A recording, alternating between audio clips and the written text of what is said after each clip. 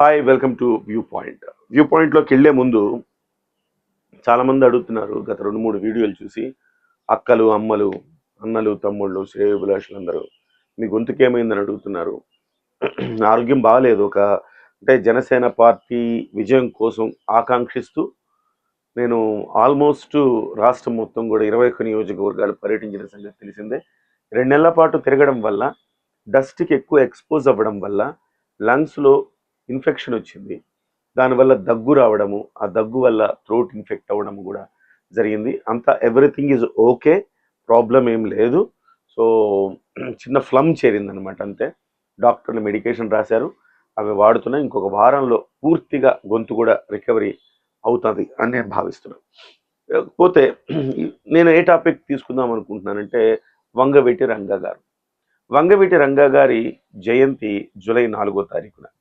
అలాగే అల్లూరి సీతారామరాజు గారి జయంతి కూడా జూలై 4నే. ఇద్దరు ప్రజానాయకులే.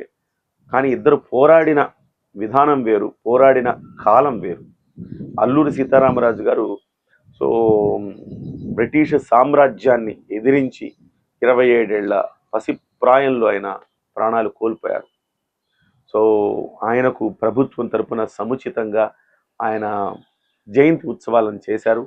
ఆయనకు సంబంధించి ఎక్కడికక్కడ విగ్రహాలకు పూలమాలలు వేసి ప్రతి నాయకుడు కూడా స్మరించుకోవటం జరిగింది. ఖచ్చితంగా అది మనం ఎప్పటికీ అల్లూరి సీతారామరాజు ఇవాళ మనం స్వాతంత్రాలు అనుభవిస్తున్నామంటే అల్లూరి సీతారామరాజు వంటి వారి త్యాగ ఫలితమే అని చెప్పాలి. అయితే ఇక్కడ ఎటొచ్చి వంగవీటి రంగా గారికి కాస్త అన్యాయం జరిగిందేమో అని నేను అనుకుంటున్నా. విస్మరించారేమో అని నేను అనుకుంటున్నా. ప్రభుత్వం తరపున నేను ఎలాగూ ఆశించట్లా ఏమి కూడా. కానీ జనసేన పార్టీ తరపున ఆయనకు సంబంధించిన ఆయన స్మరించుకుంటూ ఒక ట్వీటో ఒక ప్రకటన చేసి ఉంటే బాగుండేదనేది నా అభిప్రాయం. ఎందుకంటే ప్రభుత్వం తరపున ఏమైనా కార్యక్రమాలు చేయటానికి ఆయన ఒక ముఖ్యమంత్రి స్థాయిలో ఏమి చేయలేదు ఆయన. కాబట్టి ప్రభుత్వాన్ని నేనేమి ఈ విషయంలో పెద్దగా నేను ఆలోచించట్లే. కానీ ప్రభుత్వం కూడా చేయవచ్చు. ఎందుకంటే వంగవీటి రంగా గారు కేవలం ఒక ప్రాంతానికి సంబంధించిన నాయకుడు కాదు, ఒక కులానికి సంబంధించిన నాయకుడు కాదు. చనిపోయి 35 ఏళ్ళు అయిన తర్వాత కూడా ఆయన ఇవాల్టికి స్మరించుకుంటున్నాం. ఎక్కడ పడితే అక్కడ ఆయనకు అనేక రాష్ట్రం మొత్తం మీద ఆయనకి విగ్రహాలు ఉన్నాయంటే ఆయన ఏ మేరకు ఇంపాక్ట్ సృష్టించారో మనం తెలుసుకోవచ్చు. కేవలం 35 ఏళ్ళు అయినా కానీ ఇవాల్టికి స్మరించుకుంటున్నాం. నిన్న మొన్న ఎన్నికల్లో కూడా ఎన్నికల సందర్భంగా పవన్ కళ్యాణ్ గారు కూడా ఆయన స్మరించుకున్నారు. వంగవీటి రంగా గారిని మనం బతుకున్నప్పుడు కాపాడుకోలేకపోయాం. ఖచ్చితంగా ఈసారి మాత్రం కాపాడుకోవాల్సిన అవసరం ఉంది నాయకుల్ని అని చెప్పేసి ఆయన అన్న మాట మనందరికీ ఒక్కసారి గుర్తు చేస్తా ఉన్నా. అంటే జీవీఎల్ నరసింహారావు గారు పార్లమెంటు వేదికగా ఆయన గళం వినిపించారు. గతంలో వినిపించారు, నిన్న మొన్న కూడా వినిపించారు. వంగవీటి రంగా గారి పేరు పెట్టాలని ఆ ఎయిర్పోర్టుకు కావచ్చు, లేకపోతే జిల్లాకు కావచ్చు, ఏదో ఒక రకంగా ఆయన్ని స్మరించుకునేలాగా చేయాలని గతంలో కూడా ఆయన కోరారు. మళ్ళీ మొన్న కూడా ఆయన రాజ్యసభ వేదికగా మాట్లాడారు. సో జీవీఎల్ నరసింహారావు గారికి ఉన్న శ్రద్ధ, ఆయనకున్న ఒక ప్రేమ జనసేన పార్టీకి లేకపోతే ఎలా చెప్పండి? మనం డెఫినెట్గా జనసేన పార్టీ ఇవాళ 2029 కూడా అధికారంలోకి రావాలంటే ఖచ్చితంగా ఓన్ చేసుకోవాలి కదా వంగవీటి రంగా గారిని. సో ఏం కాదన్నా ఏం అవునన్నా కాపుల ఓట్లు 90% పైగా జనసేన పార్టీ కూటమికి పడ్డాయన్న సంగతి విదితమే. లేకపోతే ఎంత ట్రెమెండస్ మెజారిటీలు రావు కదా. అటువంటప్పుడు మనం ఏం చేయాలా? ఖచ్చితంగా వంగవీటి రంగా గారిని ఓన్ చేసుకోవాలా. ఏమబోద్దంటే ఒక చిన్న ట్వీట్ ఒకవేళ అనుకోని ఉండొచ్చు, అరే మనం ఒకవేళ అలాంటి ట్వీట్లు వేస్తే ఆయన స్మరించుకుంటే కుల పార్టీగా అనుకుంటారు. ఏమనుకోరు. చిన్న ఉదాహరణ చెప్తా నేను. పొంగూరు నారాయణ గారు మంత్రిగా పనిచేస్తున్నప్పుడు 2014 నుంచి 19 కాలంలో ఆయనకు నేను ఒక మీడియా వ్యవహారాల చూసే ఒక సలహాదారుగా ఉన్నాను. ఆ సమయంలో మిరియాల వెంకట్రావు గారు చనిపోయారు. చనిపోయినప్పుడు నేను ఆయనకి చెప్పాను. నాతో పాటు శివప్రసాద్ గారని ఒక అన్న ఉండేవారు, జర్నలిస్ట్. ఆయన కూడా చెప్పారు. చాలా ప్రెషర్ కూడా పెట్టారు ఆయన.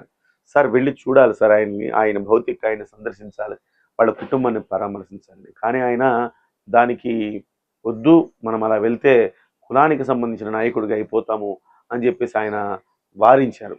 చివరికి ఆయన ఒక క్లారిఫికేషన్ తీసుకోవాలి చంద్రబాబు గారి దగ్గరని చంద్రబాబు గారికి ఫోన్ చేయడం జరిగింది. ఫోన్ చేస్తే నారాయణ నువ్వు ఖచ్చితంగా వెళ్ళాలి నారాయణ, అలా వెళ్ళకపోతే అలా. మిర్యాల వెంకట్రావు అంటే చాలా పెద్ద నాయకుడు, కాపులో బాగా ఆయన్ని ఇష్టపడే నాయకుడు. అలాంటి నాయకుడు చనిపోయినప్పుడు నువ్వు అక్కడికి వెళ్ళాలి, being as a Balija and Kapu community మీరు అక్కడ ఉండాలి, వెళ్ళాలి అని చెప్పేసి చంద్రబాబు గారు చెప్పిన తర్వాత నారాయణ గారు వెళ్ళారు. అప్పటికే లేట్ అయిపోయింది, ఆయన భౌతిక కాయం అక్కడి నుంచి తీసుకెళ్ళిపోయారు. సో నేనేమంటానంటే రాజకీయాల్లో ఉన్నప్పుడు ఖచ్చితంగా పవన్ కళ్యాణ్ గారు అంటారు కదా, అన్ని మతాలను గౌరవించాలా, మన మతాన్ని ఆరాధించాలి అన్నట్టుగా అన్ని కులాలను గౌరవించాలా, సముచిత ప్రాధాన్యత ఇవ్వాలా. అలాగే 20% పైగా ఉండే కాపు కమ్యూనిటీలో పవన్ కళ్యాణ్ గారు జన్మించారు కాబట్టి దానికి సంబంధించిన ప్రయారిటీ కూడా ఇవ్వాలి. సో నేనేమి కిరీటాలు పెట్టాలి కాపులకు లేకపోతే ఇంకొకరికి అన్ని చెప్పట్ల. మినిమం అవసరం సందర్భం వచ్చినప్పుడు గుర్తు చేసుకోవటం ముదావహం అని మాత్రమే చెప్తున్నా.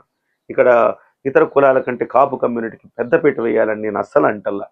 సో పవన్ కళ్యాణ్ గారు చెప్పారు చూసారా, కాపుల పెద్దన్న పాత్ర పోషించాలి, అవసరమైతే త్యాగాలు చేయాలి, ఇతర కులాలకు అవకాశాలు ఇవ్వాలి అని చెప్పారు చూసారా, దానికి నేను కట్టుబడే ఉన్నా. ఆయన చెప్పింది 100% కరెక్ట్ అని నేను అంటున్నా. కానీ ఇలాంటి సందర్భంలో వంగవీటి రంగా గారిని జనసేన పార్టీ కానీ జనసేన నాయకులు కానీ స్మరించుకోకపోవటం అనేది కొంచెం ఇబ్బందికరమైన పరిణామం. రేపు పొద్దున్న 2029లో కూడా అధికారంలో రావాలంటే వంగవీటి రంగా గారిని ఓన్ చేసుకోవాలి కదా, చేసుకోకపోతే ఎట్లా? కాబట్టి ఇది ఎక్కడో కమ్యూనికేషన్ గ్యాప్ వచ్చింది అనుకుంటున్నా. పవన్ కళ్యాణ్ గారు ఆయన చాలా బిజీగా ఉన్నారు. 6 శాఖలు ఇచ్చారు ఆయనకి, పిఠాపురం చూసుకోవాలా, ఈ శాఖలు అలుపెరగని రివ్యూ